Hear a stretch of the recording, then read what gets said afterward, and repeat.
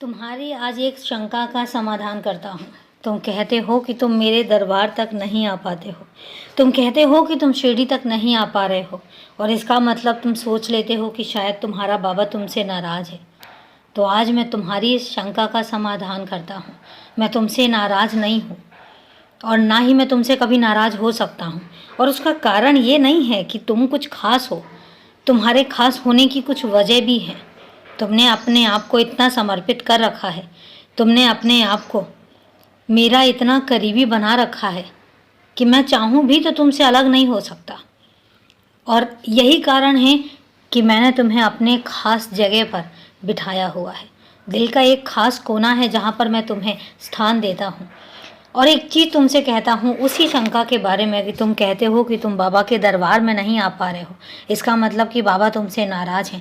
तो मैं आज तुमसे कहता हूँ कि मैं तुमसे नाराज़ नहीं हूँ, लेकिन तुम्हारे लिए कुछ चीज़ें हैं जो सुनिश्चित की गई हैं। तुम्हारे लिए कुछ काम हैं जो सुनिश्चित किए गए हैं। तुम मेरे दरबार में आओ या मैं तुम्हारे घर पर आऊँ, बात बराबर ही है। अगर तुम यहाँ तक नहीं आ पाए तो मैं तुम तक पहुँच गया, क्या बड़ी बात है। और दो बातें नहीं है, ये एक ही बात है। तुम्हारा बाबा तुम तक आए या तुम अपने बाबा तक आओ, अलग बात तो नहीं है ना। और तुम्हें तो खुश होना चाहिए कि तुम्हारा बाबा शिरडी से चलकर तुम्हारे घर पर आया है, तुम्हारे घर पर विराजमान है, तुम्हें हर कदम हर पल देखता है। मैं शिरडी से बैठकर देख सकता हूँ लेकिन तुम्हें महसूस नहीं होगा, लेकिन मैं उस घर में बैठकर तुम्हें हर पल देखता हूँ।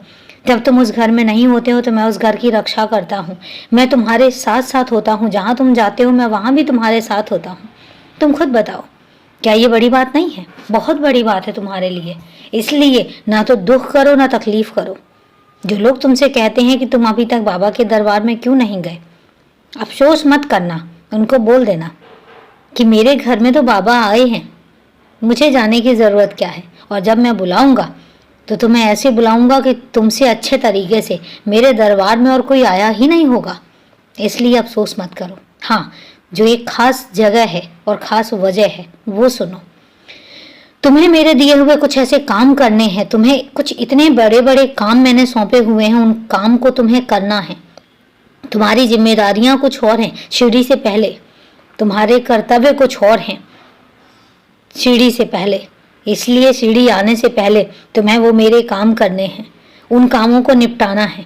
उसके बाद फिर देखो, तुम उन कामों से फ्री हो जाओ। पहले तुम्हारा वो कर्तव्य सबसे ज़्यादा ज़रूरी है, क्योंकि जो काम तुम्हारे सौंपे हुए हैं तुमको, वो काम मेरे कुछ बच्चों के लिए हैं और जो बेहद ज़रूरी हैं। उन बच्चों के लिए हैं जो ज़रूरतमंद हैं, उन बच्चों के लिए हैं जिनका कोई नहीं होता।